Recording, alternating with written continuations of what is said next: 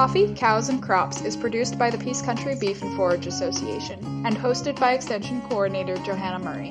On this podcast, we discuss management practices and research results with scientists, ranchers, researchers, and farmers. We strive to share innovative information and farming practices supported by sound science and practical wisdom. So grab a cup of coffee and let's get learning. Hi there, everybody. Thanks for tuning in to today's episode of Coffee, Cows, and Crops. In today's episode, we'll be chatting with Tom Kraweic and wrapping up our conversation from last week. Or last episode, I should say. Now today we'll be chatting about what success looks like for Tom on his operation, as well as management techniques and such that he has learned over the years. But to start us off, Tom, I know you've used a lot of different methods of management over the years. You've tried a lot of different stuff. So what are your metrics for evaluating whether or not to integrate new practices onto your farm or onto your ranch? How do you evaluate those new ideas or new practices that come along? Mainly if something isn't working. Like the multi-species grazing.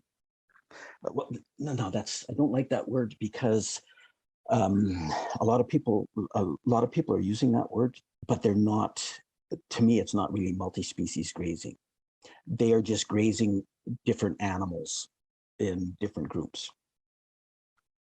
To me, multi-species grazing is the mob, where you have all those animals together.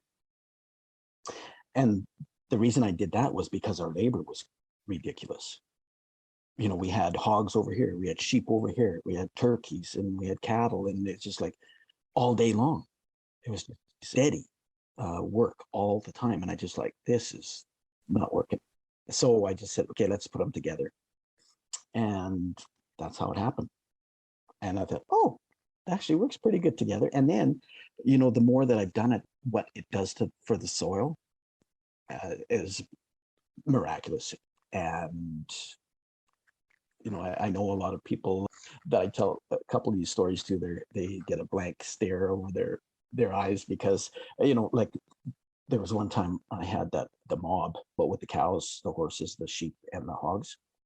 And there was a paddock that, there was a lot of Kentucky bluegrass and creeping red fescue. It had been overgrazed for many years, actually by the sheep.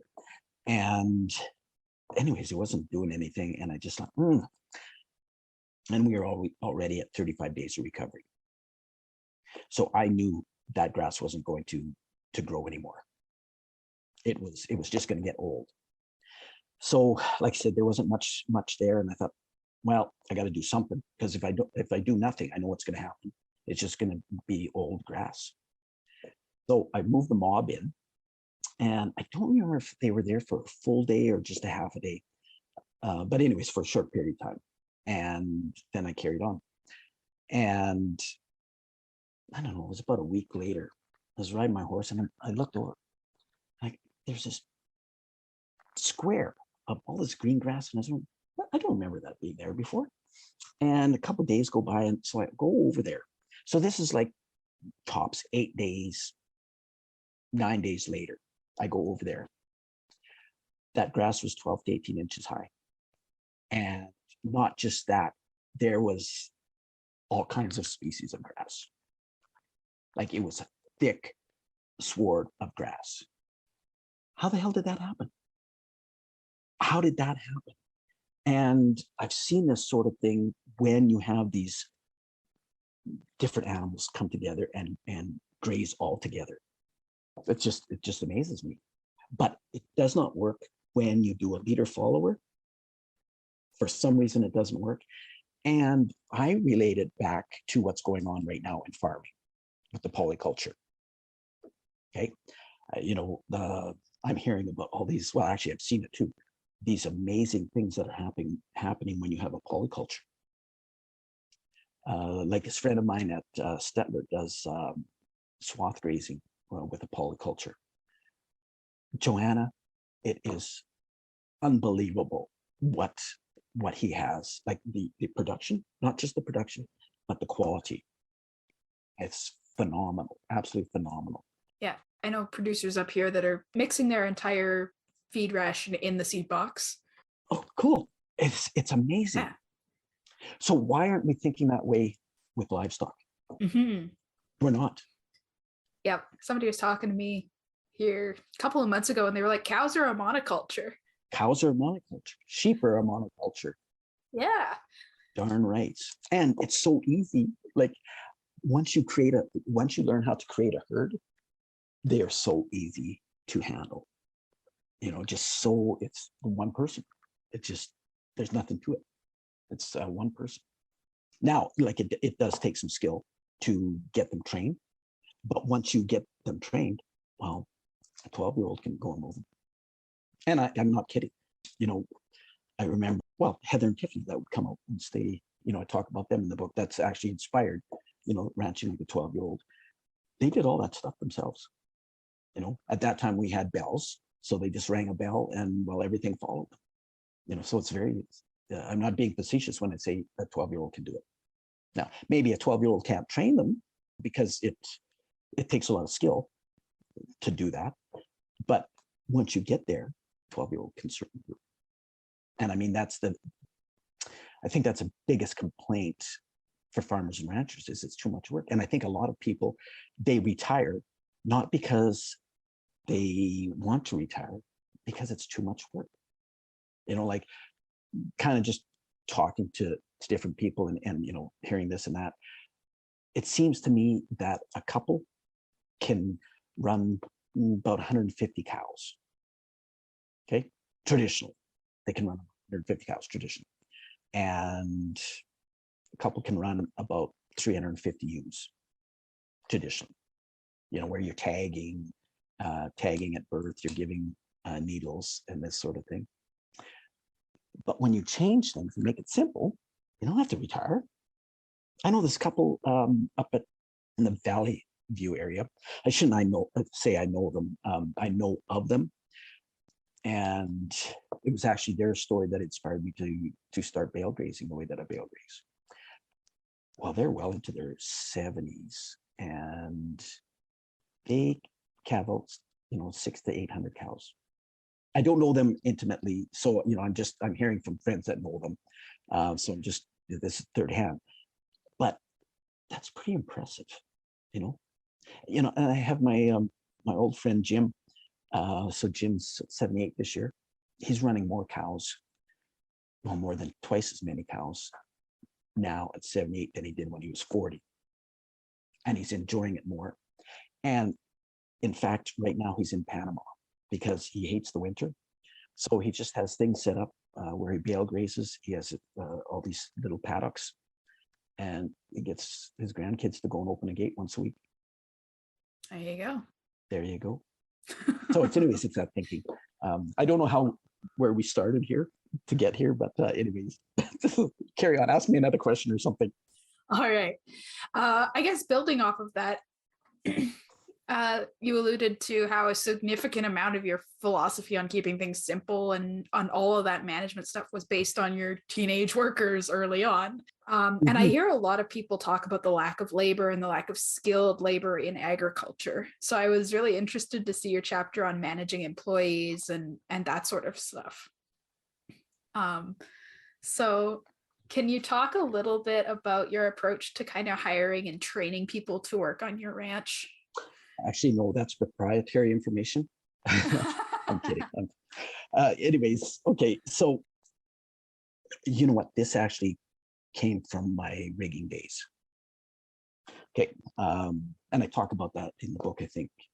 I was fortunate when I started on the rigs to have a fantastic driller and a fantastic tool push rig manager. And the rig manager, Dwayne, he taught us to train the person below you to do your job so that you can learn the job above you. And so everybody was trained that way. You're instilled. That was part of our job, is to train the person below us. And it creates continuity so that if somebody, in the case of Rick Hillier, I talk about him in the book, General Rick Hillier. I talk about him in the book as well. In his case, maybe somebody gets killed on the battlefield, or or injured or something, there's someone else to step in that is trained. So that's part of my philosophy, and kind of my own little twist on that is I have this method. It's called tell me, show me, watch me. And it's just basically what it says. First you tell the person that you're training, you tell them, explain to them what needs to be done, the why it needs to be done. And then you show them how you do it. And then finally you watch it. And watching is not standing there telling them how to do it. Watching them is keeping your mouth shut, encouraging them, and just making sure that they are competent at what they do. So often it just seems like it's very easy to give direction all the time. Like, every little minuscule direction. Well, people don't learn how to think. And I really I really came up with that line of thinking when I was drilling, because these guys would come to the rig, they're early to mid 20s, but I had some guys that were in their 30s come to the rig, and invariably they did not learn how to think for themselves. And that was the hardest thing for me, was to teach people to think for themselves, because I want that. It makes my job much easier and much more enjoyable. And then we can have a much better conversation as well, because I'm getting input. Everybody brings something to the table. They have different experiences than me. And when you have people who actually think for themselves, then they're able to say, hey, well, maybe we could try it this way. Oh, okay. Yeah, it's a difficult thing to get people trained to think for themselves. And my way of doing that, part of the way of doing that, is not giving them an answer, asking them questions. Well, what do you think? So someone comes to you, and says, well, how are we going to do this? Before explaining them to them how to do it, ask the question, well, what do you think? And then giving them the opportunity, to consider all the consequences if we do it this way, and that sort of thing. But I do it. It's an active process. It's not something that it's not haphazard. So yeah. And what I have found with young people is there's a lot of fantastic young people that they want to be engaged, and they're hard workers, but they're not going to stand for being treated like a mushroom. They're not going to stand for it. Like I stood for it. Like, there's so many times that I think, what the hell am I staying in this job? I get treated like shit, and I'm still here. And young people aren't standing for that anymore. I was just thinking about this scenario here a couple of days ago. A friend of mine told me about a guy that, well-established guy. He's just having a heck of a time with interns. He can't find a good intern, and has gone through a lot. I better be careful how I say this. It is my belief and my experience that if you go someplace and there's a big turnover of employees, it comes from the top. And if you are the top, you better start looking in the mirror and do not be looking down at the people that you're hiring. Mm-hmm. Now, I'm not a master at hiring, but one thing I do is I do hire on enthusiasm. And the other thing that I do now is, and it's just where I am in my life, I do not hire interns anymore. Because, like, as an example, when we were custom grazing, I would hire, a summer student, and I actually paid them well, but they were not really useful to me until the beginning of August, when I had one month left with them. And just where I'm at right now, I'm not there anymore. I want somebody like, I talk about Zeta in the book, my apprentice, my first official apprentice. Well, she came with a lot of skills, and she's just fantastic. She was an anomaly, I think I had just about 50 resumes. She was the only qualified applicant for what I was looking for, that had that skill level that I was looking for, because I didn't want to start at the bottom. I wanted to, and that's just where I'm at in my life right now. So I'm looking for Zeta. And then I had Zeke too, which freaking amazing guy. So I've been very fortunate. And I tell you what, when you have two people, when you work with two people like Zeke and Zeta, the things that you can get accomplished, unbelievable, absolutely unbelievable. I'll just give you an example. Just the three of us, we put in 14 kilometers of pipeline and tied it in. We fed thousands of cattle in the spring and calved out, Zeke calved out 1,100, tagging and all that stuff. And then we put in, I don't know how many miles of fence, but I bet you 30 miles of electric fence, all in one season. Just the three of that. Yeah, it was amazing. And there's people out there like that. There are people out there like that are engaged, that are competent. And again, it's my belief that if you're going through a lot of people, start looking in the mirror.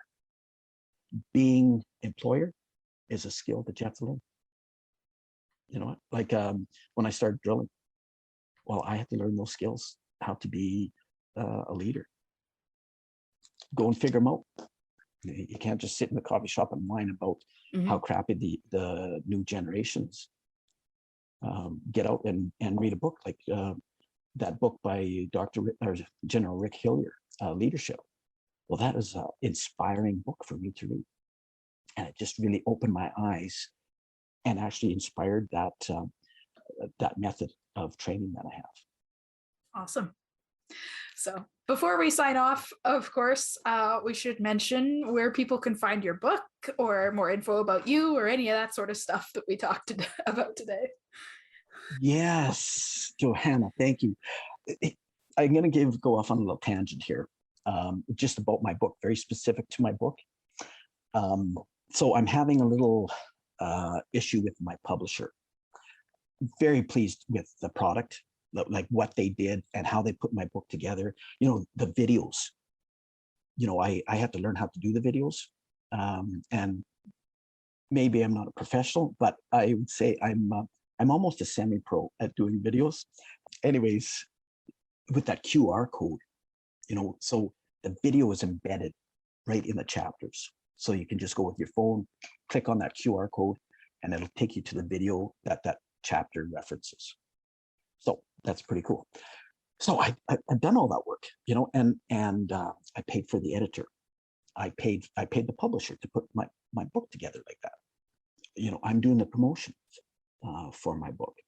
So initially I thought, we'll go on Amazon and then I'll do a audio book and we'll do ebook. And then I find out how much, what percentage all those places take. And I said, let's just back up here. So that's when I said, okay, I just want to sell my book off my webpage.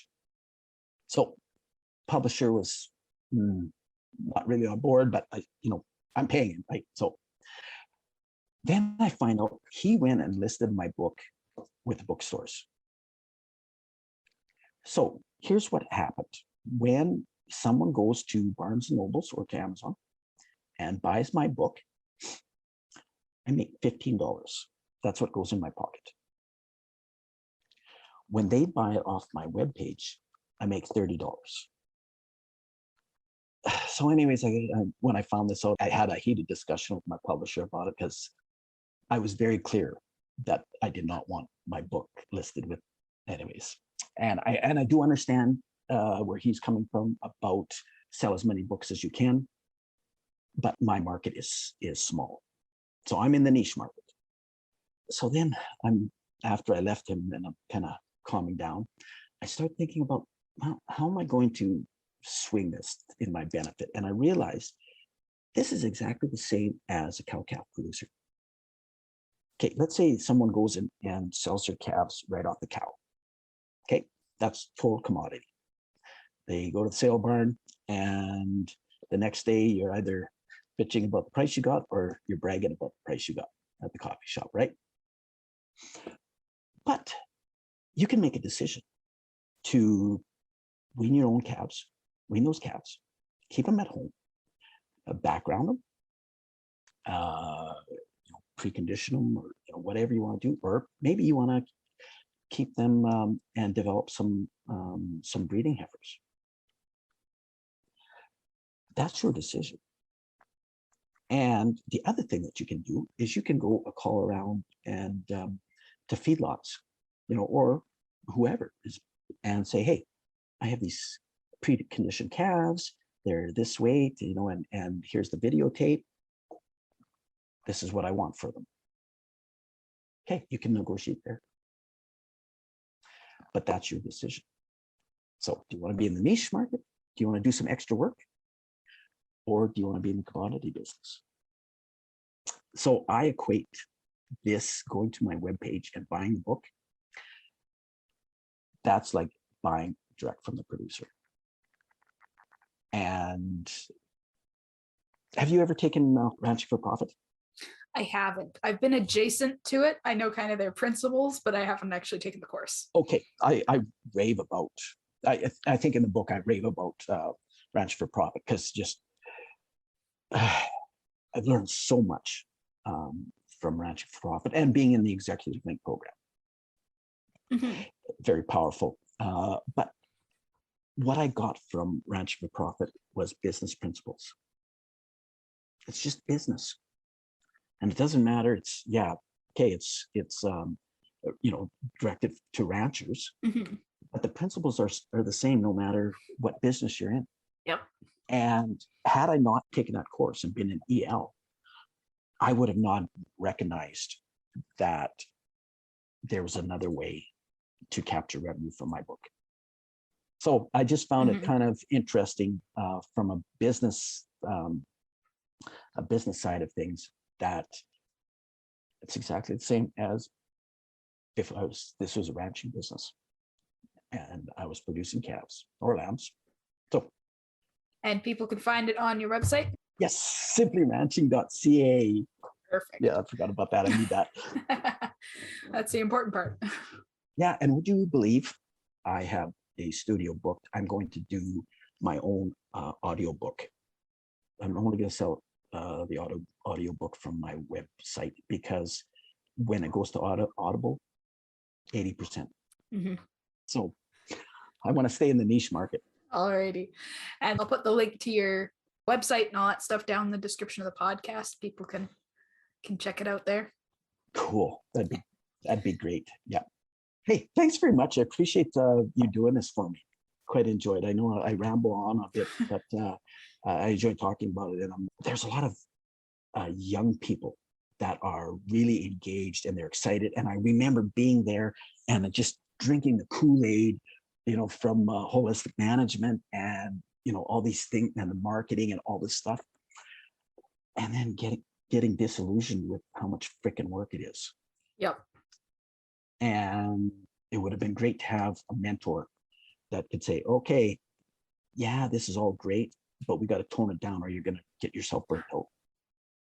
And that's what I hope this book can do for mm-hmm. People that are, all gung ho. Okay, let's pump the brakes a little bit. Still be excited, but let's figure out how to do it simple and easy. And basically it's asking yourself, everything you do, everything you spend money on, can a 12-year-old do this? And if they can't, change it or stop doing it. I think that's solid advice. Thank you. Good.